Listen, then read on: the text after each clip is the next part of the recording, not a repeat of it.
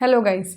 CA में बनने के बाद जब आप प्रैक्टिस करते हैं तो कौन से ऐसे ऑडिट एरियाज़ है जिसमें आप ऑडिट कर सकते हैं, जिसमें आप ऑडिट असाइनमेंट ले सकते हैं। इस वीडियो को एंड तक ज़रूर देखें क्योंकि इस वीडियो में मैं आपको वो सारे ऑडिट असाइनमेंट्स बताऊंगी जो एज ए सीए में इन प्रैक्टिस आप काम कर सकते हैं। सबसे पहले हम बात करते हैं कॉस्ट अकाउंटेंट्स के लिए जो सबसे इंपॉर्टेंट ऑडिट है यानी कॉस्ट ऑडिट का। तो इसका राइट दिया गया है कंपनीज एक्ट 2013 के सेक्शन 148 सबसेक्शन 1 में। इसमें कॉस्ट अकाउंटेंट्स को एक्सक्लूसिवली अथोराइज किया है कि आप कंपनीज के कॉस्ट रिकॉर्ड्स का ऑडिट कर सकते हैं। इसके लिए कुछ प्रिस्क्राइब क्लास ऑफ कंपनीज दे रखी है जिसकी एक प्रिस्क्राइब थ्रेशोल्ड लिमिट है, वो क्रॉस होती है तो आपको कॉस्ट ऑडिट करवाना रहता है। इसके बाद कंपनीज एक्ट में एक और सेक्शन है सेक्शन 138 सबसेक्शन 1 जिसमें कॉस्ट अकाउंटेंट्स और फर्म ऑफ कॉस्ट अकाउंटेंट्स को राइट्स दिया गया है कि आप कुछ क्लास ऑफ कंपनीज का इंटरनल ऑडिट भी कर सकते हैं। Central board of excise and custom या central board of indirect taxes and custom CBEC या जिसको आप बोलते हैं CBIC, इसमें भी अगर हम बात करते हैं एक्साइज की तो सबसे पहला क्वेश्चन जो आता है कि एक्साइज तो अब खत्म हो गया लेकिन नहीं, अभी भी कुछ ऐसे एरियाज है जहाँ पे आज भी एक्साइज लगता है। तो एक्साइज एक्ट 1944 का सेक्शन नंबर 14A और 14AA में स्पेशल ऑडिट करने का राइट आज भी कॉस्ट अकाउंटेंट्स के पास है। इसके अलावा हम कस्टम्स एक्ट 1962 की बात करें तो यहाँ पर जो EOU होते हैं यानी एक्सपोर्ट ओरिएंटेड यूनिट्स होते हैं, यहाँ पे जनरली मंथ में एक बार जो है ऑडिट होता है और वो कौन करता है, कॉस्ट रिकवरी ऑफिसर। लेकिन अगर असिस्टेंट कमिश्नर को लगता है तो वो चीफ कमिश्नर से अप्रूवल लेने के बाद स्पेशल ऑडिट के लिए ऑर्डर दे सकते हैं और यहाँ पे स्पेशल ऑडिट करने का राइट कॉस्ट अकाउंटेंट्स के पास भी है। इसके बाद हम देखते हैं कि ऑडिट का नेचर और कॉम्प्लेक्सिटी को ध्यान में रखते हुए अगर प्रॉपर ऑफिसर को लगता है कि उन्हें प्रोफेशनल असिस्टेंस की ज़रूरत है तो वो प्रोफेशनल असिस्टेंस ले सकते हैं। किससे? वो कॉस्ट अकाउंटेंट से भी ले सकते हैं, लेकिन इसके लिए उनको प्रिंसिपल कमिश्नर या कमिश्नर ऑफ कस्टम्स की परमिशन लेनी होती है। अभी हमने देखा कि CBEC या CBIC में कॉस्ट अकाउंटेंट्स को क्या क्या राइट्स है। अब हम नेक्स्ट बात करते हैं GST की। जी हाँ, GST ऑडिट का भी राइट कॉस्ट अकाउंटेंट्स के पास है।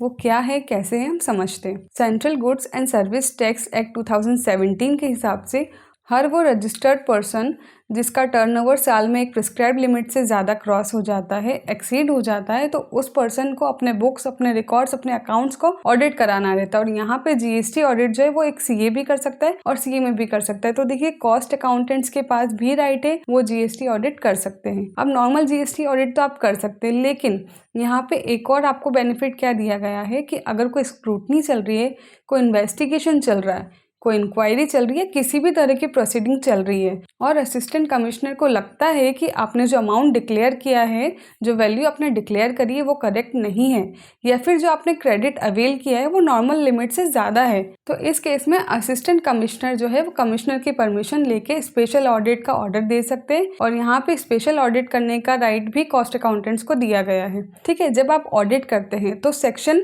71 आपको ये राइट देता है कि आप बिजनेस प्रेमाइसिस में जा सकते हैं, आप रिकॉर्ड्स, डॉक्यूमेंट्स जो भी आपको ऑडिट के लिए ज़रूरी है वो सब आप कलेक्ट कर सकते हैं।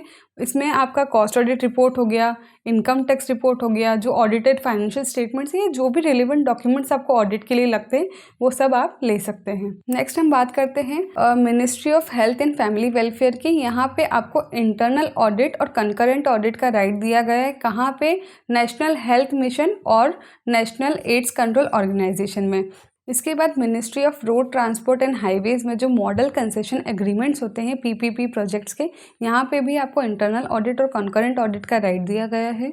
अब हम बात करते हैं बैंक्स की। तो बैंक्स जो है वो वर्किंग कैपिटल फाइनेंस प्रोवाइड करवाती है, जिसमें क्या होता है, बैंक्स जो है कंपनीज का स्टॉक और डेटर्स के अगेंस्ट में वर्किंग कैपिटल फाइनेंस प्रोवाइड कराती है। तो इस केस में जो NABARD है यानी national bank of agriculture and rural development बोलता है कि आप इनका जो वर्किंग कैपिटल फाइनेंस है इसका स्टॉक ऑडिट कर सकते हैं। नेक्स्ट हम बात करते हैं NSDL की, नेशनल सिक्योरिटीज डिपॉजिटरी लिमिटेड। यहाँ पे NSDL के जो भी पार्टिसिपेंट्स होते हैं उन्हें उनके डिपॉजिटरी ऑपरेशंस का ऑडिट कराना होता है और ये ऑडिट एक कॉस्ट अकाउंटेंट भी कर सकता है।